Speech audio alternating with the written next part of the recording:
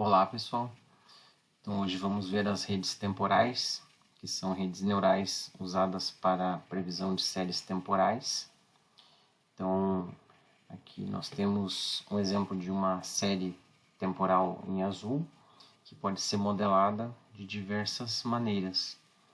Então, usando redes neurais, nós podemos usar arquiteturas de MLP, as redes Adaline, redes REB, RBF, redes dinâmicas, redes recorrentes ou redes competitivas. Então, nós fazemos este tipo de previsão usando primeiro o pré-processamento com implementação de memória nas estruturas e a aprendizagem com exemplos.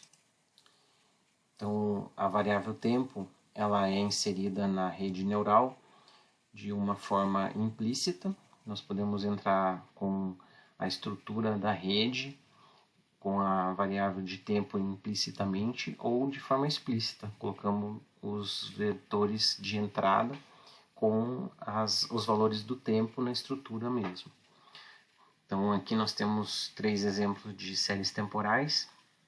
A primeira sem efeitos tendenciosos, essa segunda tem um efeito aditivo e a terceira com efeito de tendência multiplicativo, que aqui é parecido com uma função exponencial. Então aqui nós temos o chamado conversor de sinais. Então, dada a série temporal, nós vamos colocar os tempos para colocar os valores da série para fazer essa previsão. Então nós vamos ter vetores com pedaços da série que podem ser colocados como vetores de entrada da rede neural. Então, por exemplo, você tem uma variável xn, xn-1 até uma xn-p-1 para formar um vetor de entrada da rede.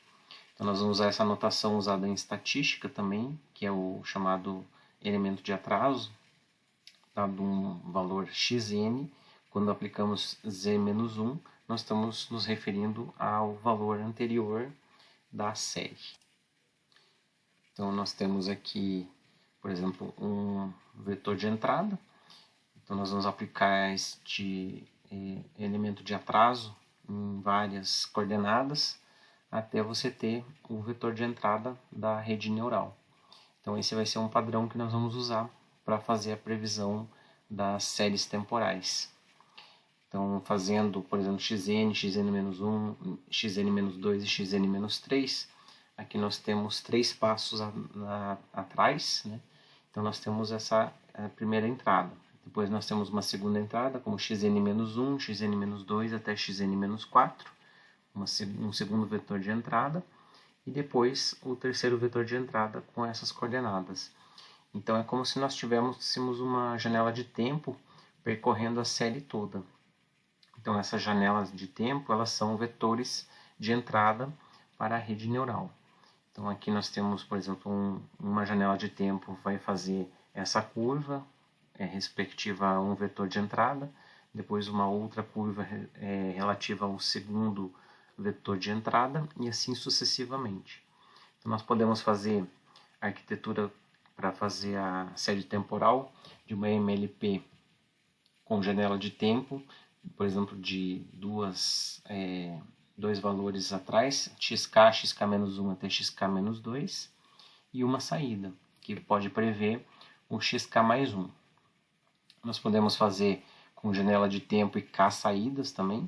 Então, nós teríamos um conjunto de vetores aqui que podem alimentar a camada escondida, e depois, com o processamento da rede, nós temos um vetor de saídas aqui, que seria uma janela de tempo da série temporal.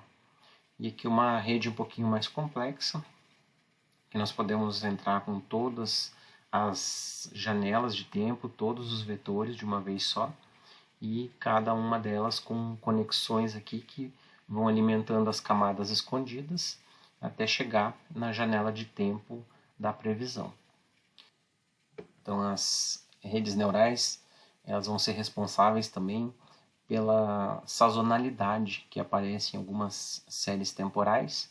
Por exemplo, estas formas que aparecem em uma janela de tempo, que se repetem em outras, podem ser capturadas pela rede neural para fazer previsões de séries temporais. Então, nós podemos fazer a padronização também dos dados de entrada, como nós já vimos anteriormente. Para fazer que os valores fiquem entre 0 e 1, é só dividir pelo valor máximo da série. E para fazer a aplicação da tangente hiperbólica, para que as variáveis fiquem entre menos 1 e 1, nós podemos fazer aquela metodologia que a gente usou na rede de Hebb, fazendo este cálculo. Então, nós podemos fazer as redes neurais com K entradas e uma saída, ou P vetores de entrada, que são os vetores com atrasos, e K saídas, e nós temos essas configurações para as redes neurais. Então, aqui nós temos um exemplo da metodologia 3, com N vetores de entrada e N saídas. Então, aqui nós temos a série em azul do conjunto de treinamento, o conjunto de testes é esse em vermelho. Então, nós vamos fazer sempre assim, dada uma janela de tempo, nós aplicamos essa janela de tempo como um vetor de entrada e nós temos a saída da rede. Nesse caso aqui, se você quiser prever um elemento para frente, né, um dado da série, você vai fazer 4 entradas para prever a quinta. Depois você anda um passo para frente aqui para fazer esses 4 elementos vão entrar na rede como um vetor aqui de entrada para você prever o 6º elemento da rede, da série temporal.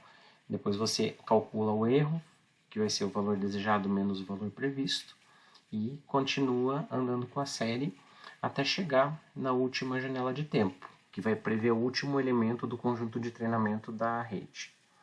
Então, nesse caso aqui, nós não podemos fazer entradas aleatoriamente, nós temos que fazer sempre na sequência da série temporal, porque nesse caso o tempo é uma variável que está sendo usada, né? Então, de forma implícita aqui. Então, você está pegando os valores da série e se você fizer janelas de tempo de forma aleatória, nós não pegamos as tendências que a série temporal tem no percorrer do período todo. Aqui, né? Então, depois nós voltamos para a primeira janela de tempo e continuamos até o erro ser um erro aceitável. Né? Então, depois feito o treinamento da rede, nós vamos fazer agora a previsão para os valores de teste, né? para o conjunto de testes. Então, nós pegamos os 4 últimos elementos da série para tentar prever o primeiro do conjunto de testes. Depois, nós pegamos aqui os 3 últimos elementos, mais o primeiro elemento previsto, para tentar prever o segundo elemento do conjunto de testes e assim sucessivamente. Então, esse é o funcionamento de uma série temporal. Então, aqui é um resumo do processamento. Né? Quando você tem, por exemplo, P igual a 2, então você está fazendo 2 passos à frente. Né? Então, você está fazendo o 1, o 2 e o 3 aqui, essas coordenadas aqui, para fazer a previsão de 4 elementos. Então, você pode trabalhar com várias configurações diferentes para fazer a previsão de séries temporais.